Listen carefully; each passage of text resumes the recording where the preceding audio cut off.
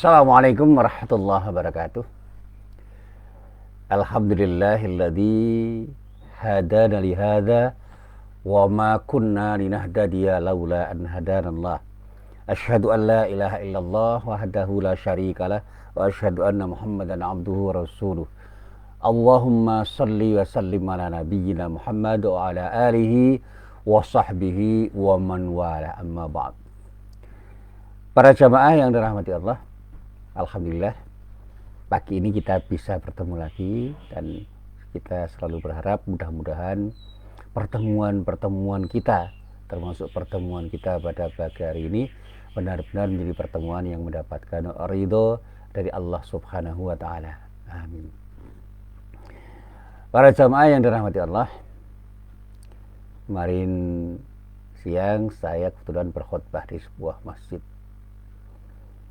Dan di dalam khutbah yang saya sampaikan, saya tiba-tiba ingin menyampaikan satu pesan. Ya, ini pesan moral. Bagaimana sebagai seorang muslim itu kita bersikap bijak di dalam bermedia sosial. Sekarang ini saya katakan memang banyak orang cerdas, tetapi tidak banyak orang bijak. Nah, sebelum saya sampaikan apa yang intinya saya sampaikan di dalam khutbah saya, dan akan saya coba untuk saya sampaikan dengan ringkas, saya ingin mengajak para jamaah untuk paham dan betul-betul memahami apa pengertian bijak itu dan apa pengertian cerdas.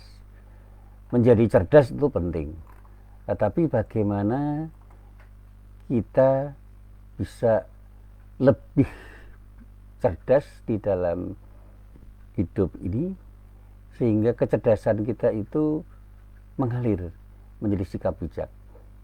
Jadi jadilah orang cerdas yang bijak, dan pada saatnya kita akan menjadi orang yang ketika berbicara dan ketika bersikap serta bertindak itu betul-betul kita lakukan dengan penuh pertimbangan, dan pada akhirnya apa yang kita lakukan itu benar-benar bermakna bagi diri kita dan juga bagi orang lain. Bahkan dalam pengertian kita sebagai seorang muslim betul-betul bermakna dalam hal yang terkait dengan kepentingan duniawi dan ukhrawi. Nah, para jamaah yang dirahmati Allah, tidak selamanya orang cerdas itu bisa bersikap bijak, dan tidak semuanya orang cerdas itu bisa bertindak tepat.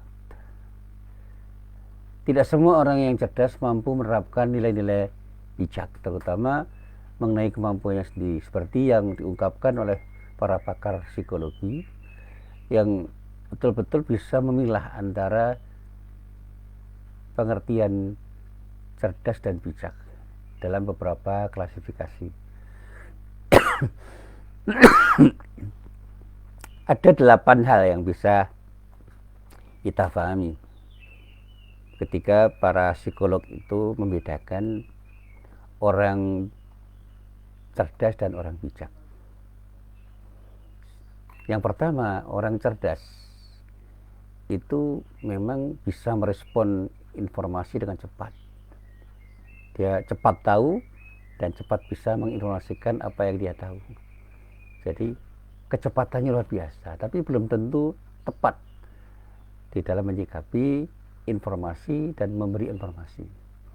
Sementara orang bijak itu karena kehati-hatiannya ketika merespon informasi, dia akan bisa merespon dengan tepat.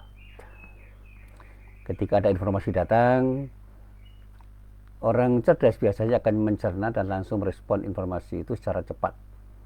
Nah, ketika itu terjadi, dia akan mengarahkan kemampuannya untuk memberikan pendapat pada saat itu juga. Berbeda dengan orang bijak, dia akan sangat berhati-hati di dalam merespon sesuatu yang datang.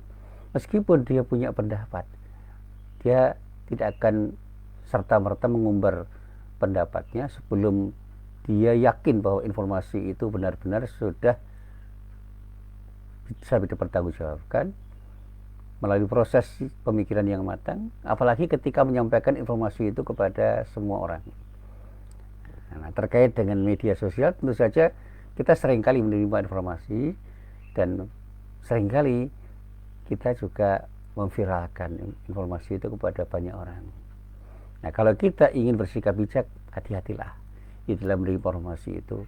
Kalaupun benar, tidak semua yang benar itu harus kita share pada banyak orang, karena belum tentu yang benar itu ketika kita informasikan secara masif itu akan bermakna atau akan bermanfaat, bahkan bisa jadi bermudarat.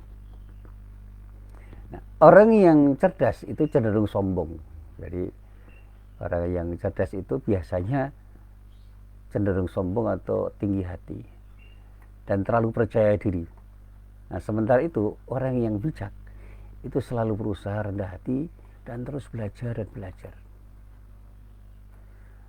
Orang yang cerdas itu cenderung meremehkan orang dan punya sikap percaya diri, dan tingkat kepercayaan dirinya itu kadang-kadang berlebihan. Dan bahkan ada orang yang sangat cerdas itu menganggap dirinya berada di level paling atas dalam hal kecerdasannya. Sementara itu orang bijak itu selalu menyadari bahwa kemampuan yang dia miliki itu belum seperti apa yang seharusnya dia miliki, sehingga dia cenderung bersikap rendah hati karena dia merasa masih banyak kekurangan. Dia akan terus belajar untuk memaksimalkan kemampuan yang dianggapnya kurang itu. Yang kedua. Nah, yang ketiga, orang cerdas itu biasanya mengandalkan logika.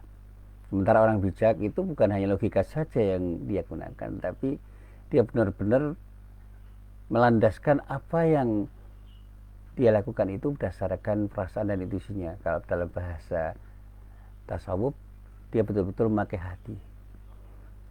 Ketika mengutarakan pendapat, misalnya orang cerdas itu selalu mengandalkan logika dengan berbagai argumennya. Dia akan membanting-banting pendapat-pendapat yang tidak sepaham dengannya secara membabi buta dan melakukan pendapat bertubi-tubi untuk melemahkan pendapat orang itu karena argumennya dianggap tidak tepat. Nah, sementara orang bijak selain menggunakan logika, ia juga memberikan pendapat berdasarkan perasaan dan intuisinya. Dia memakai hati. Jadi di dalam melakukan hal apapun, orang bijak selalu mengandalkan hati selain dengan alasan-alasan yang logis sebagai penunjang pendapatnya, sehingga dia tidak bisa secara cepat itu merespon pendapat orang dan memberikan pendapatnya, karena dia akan mempertimbangkan semuanya dengan cepat. Pertimbangan yang tepat itulah yang membuat dia terkesan lambat. Yang keempat, orang cerdas itu biasanya merasa benar dan sulit menerima perbedaan. Nah, sementara orang bijak itu dengan serta-merta bisa menerima perbedaan pendapat. Nah, selain kita itu tahu bahwa dengan sifat sombongnya orang cerdas itu akan selalu merasa benar dan sulit sekali menerima perbedaan pendapat, karena merasa pendapatnya itu selalu lebih benar, dia akan terus menyerang orang yang pemikirannya tidak sependapat, tidak sepaham dengannya. Nah, sementara orang bijak itu meskipun punya pendapat pribadi, tetapi dia tetap terbuka untuk menerima pendapat orang lain dan menjadikannya sebagai wawasan tambahan. Bagi orang bijak, perbedaan itu bukan merupakan sesuatu yang harus diperdebatkan, tetapi bisa menjadi wadah untuk saling mengisi kekurangan. Yang kelima, orang cerdas itu cepat bisa meminta maaf ketika dia sadar bahwa dia salah. Sementara orang bijak, jangankan dia bersalah, kalau dianggap salah meskipun dia tidak bersalah pun, dia akan mau meminta maaf meskipun dia yakin bahwa dia tidak bersalah, karena dia tahu bahwa ada orang yang tidak nyaman dengan apa yang dia lakukan karena dianggap salah. Jadi meski sangat sedikit orang cerdas yang melakukannya, secara umum mereka itu memang akan minta maaf jika pernah berbuat salah. Orang bijak meskipun tidak melakukan kesalahan kepada orang, ia berani dan punya kemauan untuk meminta maaf dengan segala kerendahan hati yang dimilikinya. Jadi dalam hal ini memang perbedaan dasarnya adalah orang cerdas itu sulit sekali disuruh diminta maaf, meskipun pada akhirnya kalau dia yakin dia salah bisa. Tetapi orang bijak itu selalu mau meminta maaf dalam banyak kesempatan meskipun dia sebenarnya tidak bersalah. Dan ini yang selalu saya sampaikan. Apa salahnya kita minta pada orang meskipun kita tidak bersalah, karena kita dianggap salah. Yang keenam, orang cerdas itu biasanya banyak bicara dan sulit untuk mau mendengar. Sementara orang bijak lebih banyak mau mendengar dan bicara seperlunya.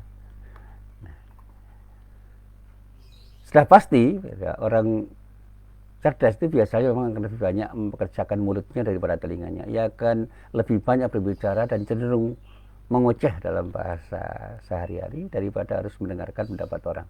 Nah, orang bijak itu sebaliknya, dia akan lebih banyak mendengarkan dan berbicara sebelumnya, serta pada saat yang tepat dia akan mau berbicara kalau memang dia merasa bahwa inilah saatnya berbicara.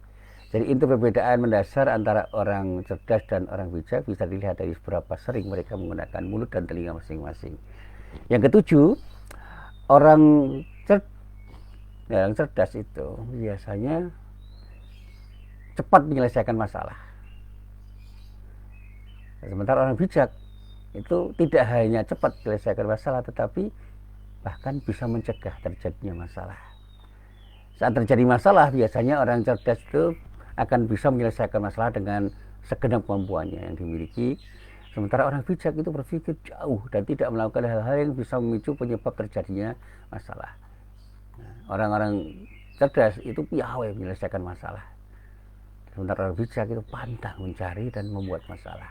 Yang terakhir, yang 8, orang cerdas itu seringkali membela diri agar dia tidak terlihat salah. Jadi dia seringkali menyampaikan atau melakukan pembenaran-pembenaran terhadap dirinya untuk bisa membuat orang lain itu tidak melihatnya bahwa dia bersalah.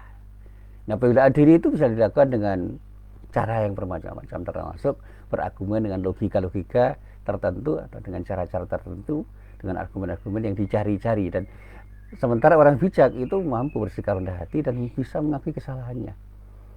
Suatu saat misalnya ketika ada perbedaan pendapat, orang-orang cerdas itu akan membela dirinya habis-habisan agar kesalahan itu tidak tertuju padanya. Dia pantang menerima dirinya salah karena selalu memiliki alasan-alasan yang siap dikatakan agar dirinya tidak dianggap salah, bahkan dianggap benar. Nah, kalau orang bijak itu selalu bisa bersikap rendah hati dan mau mengakui kesalahan-kesalahannya. Dan kadang-kadang dia menghindari untuk berdebat karena dia tahu bahwa perdebatan itu dalam banyak hal tidak akan pernah menyelesaikan masalah dan bahkan tidak akan pernah berakhir, karena orang akan selalu membela dirinya untuk melakukan pembenaran-pembenaran dan mencari kesalahan orang lain. Nah, cerdas atau bijak itu merupakan sebuah proses yang bisa dan harus dipelajari untuk meningkatkan kualitas diri di dalam hubungan sosial. Misalnya orang bijak itu tidak akan merasa dirinya pintar di depan orang lain, sedang orang cerdas itu akan selalu merasa dirinya bijak. Jadi ini berbeda, adalah orang bijak itu dia tidak pernah merasa pinter, merasa lebih hebat di depan orang lain. Sementara orang-orang cerdas itu biasanya akan selalu menunjukkan bahwa dirinya itu bijak. Ya, jadi yang lebih penting adalah mari kita belajar untuk menjadi orang pintar yang bijak, orang cerdas yang bijak, orang cerdas yang bijak, orang yang betul-betul bisa mengatakan sesuatu dan melakukan sesuatu dengan tepat. Dan kita harus bisa menjadi orang yang betul-betul memahami bagaimana sesuatu itu bisa kita pahami dengan benar dan bisa kita katakan kepada orang dengan benar dengan cara yang setepat-tepatnya. Bijaklah menjadi orang cerdas sehingga kecerdasan kita itu menjadi kecerdasan yang bermakna untuk diri kita dan orang lain, dan bahkan dalam bahasa saya bisa bermakna di dunia dan bermakna ketika kita harus mempertanggungjawabkan semua yang kita lakukan di akhirat kelak. Nah, para jamaah yang dirahmati Allah, terkait dengan persoalan media itu saya terus terang sampai hari ini cukup prihatin. Keprihatinan saya itu terkait dengan sikap santun, sikap ramah, sikap lemah lembut dalam berbicara ketika orang sudah menulis sesuatu di media sosial. Padahal Rasulullah itu betul-betul memberi contoh yang konkret bagaimana bersikap lemah lembut, bersikap santun di dalam berbicara dan di dalam bersikap. sehingga terkesan apa yang kita katakan itu adalah sesuatu yang baik dan betul-betul bisa diterima oleh orang. Sikap lemah lembut di dalam berbicara misalnya itu harus kita miliki. Sikap santun di dalam bertindak itu harus kita miliki. Sehingga betul-betul kita akan menjadi orang yang diterima oleh banyak orang.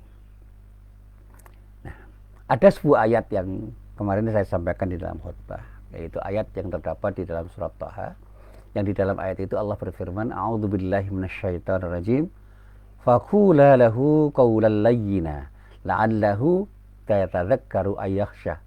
Maka berbicaralah kamu berdua kepada Fir'aun dengan kata-kata yang lemah lembut, mudah-mudahan ia menjadi sadar atau takut. Ini pesan kepada Nabi Musa dan Harun alaihissalam dari Allah, yang pada saatnya dia harus bertugas untuk berdakwah kepada Fir'aun. Nah, saya mencoba untuk menelaah di dalam kitab tafsir. Nah, salah satu yang saya baca adalah tafsir Ibnu Katsir. Ibnu Katsir mengatakan bahwa ada pelajaran yang sangat berharga yang bisa kita petik dari ayat ini. Yang pertama yang jelas bahwa Fir'aun yang terkenal angkuh, sombong, arogan, itu memang orang yang harus dihadapi oleh Musa dan Harun. Sementara Musa yang didampingi oleh Harun itu adalah orang baik yang harus menyampaikan pesan-pesan yang baik kepada orang seperti itu. Tetapi untuk menyampaikan pesan-pesan yang baik, Allah memesankan kepada diri mereka berdua agar tidak berbicara dengan Fir'aun kecuali dengan pernyataan, pembicaraan, kalimat-kalimat yang santun dan lemah lembut, agar orang yang sombong seperti Fir'aun itu mau memahami, mau mengerti, dan mau menerima apa yang dikatakan oleh Musa dan Harun itu. Dan ini adalah sesuatu yang bisa menjadi anugerah bagi kita. Kalau kita berhadapan dengan orang-orang yang sombong, itu harus berhati-hati, sebab apapun yang kita katakan itu seringkali tidak didengar, tidak digubris. Jadi satu saat saya itu pernah menjadi pembicara dalam sebuah seminar. Nah, kebetulan dalam seminar itu saya dipanelkan oleh dua orang guru besar di sebuah tempat di Malang, tempatnya di Batu. Nah, dua orang guru besar itu ketika tampil satu forum dengan saya, dengan moderator dari salah seorang dosen di Universitas Muhammadiyah, itu sudah meremehkan diri saya itu. Ya. Dosen muda ya mas. Nah, waktu itu saya masih umurnya sekitar 35-an, saya masih jadi dosen yang dianggap muda waktu itu oleh profesor itu. Iya Pak, dari Universitas Muhammadiyah Jakarta. Oh, swasta ya, swasta. Gitu. Iya Pak. Kemudian dengan sangat arogannya dikatakan, ya nanti Anda bicara setelah kami berdua ya. Iya Pak, insya Allah saya akan bicara setelah Bapak. Bapak moderator, saya mohon nanti kami berdua dulu yang bicara, biar Bapak ini yang terakhir. Saya waktu itu tenang saja. Ya, betul-betul kedua orang itu berbicara dengan berapi-api, dengan bahkan data yang mereka miliki dan analisis yang luar biasa. Saya mendengar dengan cermat. Nah, ketika saya mendengar itu banyak celah saya bisa melakukan tindakan yang tepat untuk berbicara, karena saya punya obahan yang banyak dari mereka berdua, dan dia tidak tahu bahwa saya akan menyampaikan fakta-fakta sosial empiris yang saya yakin mereka berdua tidak tahu, karena mereka bukan orang Jogja. Nah, ketika saya mencoba untuk menerangkan, saya beberkan ya, dengan PowerPoint saya itu fakta-fakta sosial yang secara empiris ada di Yogyakarta, utamanya di Malioboro, tentang gelandangan yang disantuni oleh beberapa orang, yang ternyata ketika saya tayangkan itu, dua orang profesor itu tertarik untuk melihat. Karena apa? Itu hal yang tidak mereka cermati dan tidak mereka ketahui. Dan yang lebih penting, saya bisa memberikan analisis karena apa? Gelandangan di Malioboro itu adalah gelandangan yang sudah diteliti oleh salah seorang antropolog dari Universitas Gadjah Mada, yang data penelitiannya sudah saya baca. Dan saya memberikan analisis dengan analisis yang sama dengan sang antropolog itu dengan bahasa yang berbeda. Saya berikan analisis antropologis dan kemudian saya simpulkan beberapa hal yang kemudian saya menawarkan beberapa solusi. Bagaimana kita menyelesaikan persoalan sosial yang secara empiris bisa kita lihat itu dengan kiat-kiat yang tepat. Nah, kiat-kiat itu pun saya ambil dari seorang psikolog dan seorang sosiolog dari UGM yang memberikan kata pengantar dari hasil penelitian seorang antropolog itu yang saya baca dan saya kemas ulang menjadi kalimat-kalimat yang berbeda. Akhirnya di akhir diskusi itu dia bertanya, "Mas, Anda belajar antropologi di mana?" "Saya bukan antropolog, Pak. Saya lulusan Fakultas Syariah." Loh, analisisnya bagus itu sebagai seorang antropolog. Yang kedua, solusi-solusinya itu betul-betul solusi yang muncul dari seorang psikolog yang tahu sosiologi dan sosiolog yang tahu psikologi. "Oh iya, Pak. Ya saya tidak tahu, Pak. Ya ini apa yang bisa saya sampaikan sebagai orang yang tidak banyak punya ilmu, Pak." Ternyata respon dari audien itu lebih banyak pada apa yang saya sampaikan. Sementara yang disampaikan oleh dua orang guru besar itu karena lebih banyak normatif, tidak banyak direspon. Dan pertanyaan banyak ditujukan pada saya, dan saya bisa menjawab dengan cepat karena apa? Saya tahu betul fakta sosialnya karena saya sering ke Malioboro itu pada waktu itu dan memahami fakta sosialnya dan memahami hasil penelitian dari antropolog dari Universitas Gadjah Mada itu dan memahami analisis beliau serta fakta pengantar dari dua orang pakar, sosiolog dan psikolog dari UGM itu yang kemudian saya sampaikan dengan penyampaian yang tepat karena saya membuat kalimat-kalimat yang lebih sederhana. Nah, para jamaah yang dirahmati Allah, inilah yang selalu menjadi pelajaran bagi saya. Berbicara dengan tepat, karena itulah yang disampaikan oleh Rasulullah. Kita jangan sampai mengatakan sesuatu yang tidak baik, apalagi kata-kata kotor. Jangan sampai kita itu menghujat orang, menghina orang, merendahkan orang, melecehkan orang, memaki orang. Dan pada saatnya apa yang kita lontarkan itu pasti akan punya dampak yang tidak baik kalau kita mengatakan sesuatu yang tidak baik. Nah, di tengah masyarakat kita bisa melihat bagaimana orang bermedia sosial dengan cara yang tidak baik. Mencaci, memaki, menghina, melontarkan kata-kata yang isinya itu menuduh. Dan kemudian bahkan ada fitnahan-fitnahan yang luar biasa. Dan ini yang saya sampaikan ketika ada jamaah yang bertanya, bagaimana sikap Ustadz ketika ada orang yang fitnah Ustadz Adi Hidayat? Saya katakan, kalau saya sebagai Adi Hidayat, saya akan tersenyum. Karena orang yang fitnah itu biasanya adalah orang-orang yang tidak pilih punya sesuatu dibandingkan orang yang difitnah. Sementara yang difitnah itu adalah orang yang biasanya punya sesuatu yang bernilai. Dan mana orang percaya dengan fitnahan orang itu terhadap Ustadz Adi Hidayat yang terkenal sangat santun, sangat lembut, sangat konsisten, dan sifat terjangnya itu betul-betul dipahami sebagai sifat terjang yang memberi makna banyak orang. Dia cerdas dan bijak. Jadi dia adalah dai muda yang cerdas dan bijak menurut saya. Dia cepat bisa menangkap sesuatu dan menyampaikan sesuatu dengan tepat. Ini yang luar biasa. Saya mengagumi beliau meskipun usia saya jauh lebih tua daripada beliau, tetapi saya bukan orang yang selevel beliau. Saya banyak mendengar dan mencermati apa yang disampaikan oleh Ustadz Adi Hidayat, dan inilah mubalik yang menurut saya cerdas dan bijak, luar biasa. Dan saya juga pernah belajar pada Buya Hamka dengan ceramah-ceramahnya yang bisa saya dapatkan dari rekaman-rekaman yang saya kutip. Kemudian saya juga sering mendampingi Pak A.R. Fahrudin, bagaimana dia dengan cukup cerdas dan bijak di dalam berceramah. Dan saya adalah pembaca pikiran-pikiran Pak Kunto Wijoyo, orang cerdas dan bijak, dan tulisan-tulisannya saya kumpulkan dan dalam beberapa saya cermati dan saya baca dan menjadi bahan saya untuk menulis. Nah, ini intelektual idola saya.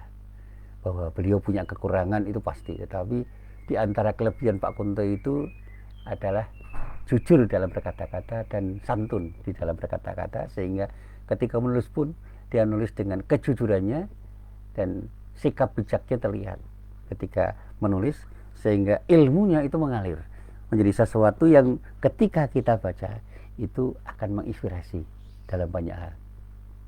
Nah, para jamaah yang dirahmati Allah, saya ingat terhadap hadis yang pernah saya baca.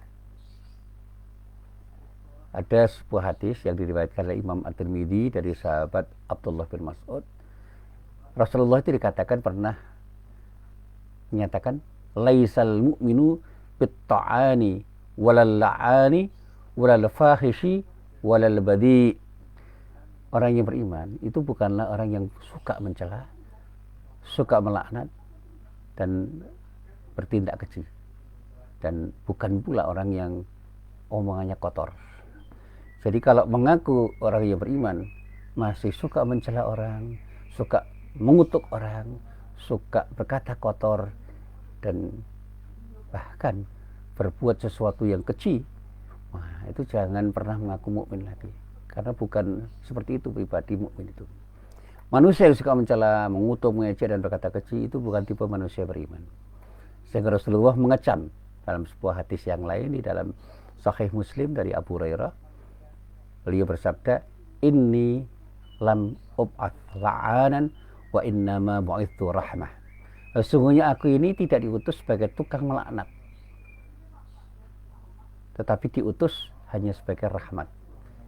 Ini penegasan Rasulullah, jangan suka melaknat orang, mengutuk orang, tapi jadilah orang yang memberikan kasih sayang seperti Rasulullah. Dan beliau pun bersabda di dalam sebuah hadis yang diriwayatkan oleh Imam Bukhari dan Imam Muslim dari sahabat Abdullah bin Mas'ud. Beliau menyatakan, sibabul muslimi fusukun. Ketika orang Islam itu mencaci maki, dia jatuh dalam kefasikan. Artinya dia sudah keluar dari sesuatu yang baik di dalam keislamannya. Ya. Dia dikatakan khuruj anit ta'ah, keluar dari taatannya sebagai seorang muslim.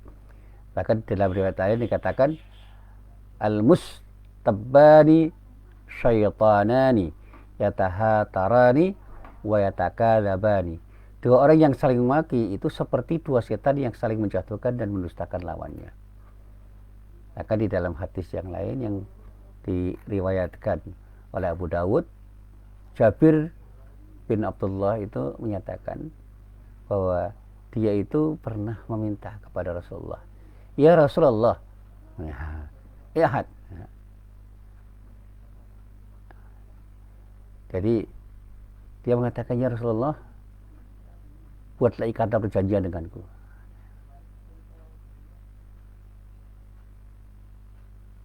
Wa'ahad ilayya ya Rasulullah. Berikan sesuatu untuk membuat ikatan janji denganku. Qala la tasubbanna ahada.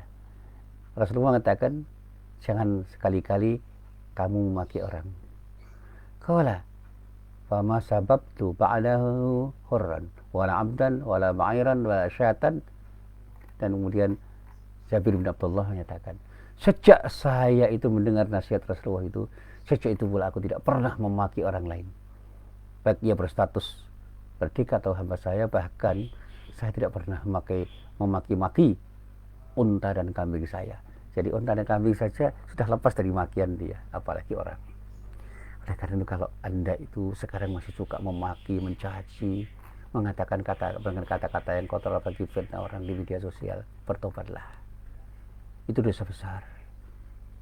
Tulisan tangan kita akan dimintai pertanggungjawaban oleh Allah. Dan bukan hanya itu, di dalam muamalah duniawi kita bahkan akan menjadi orang yang tidak terhormat karena suka mencaci, suka mengganggu, suka mencela, suka melakukan tindakan yang oleh orang lain tidak disukai.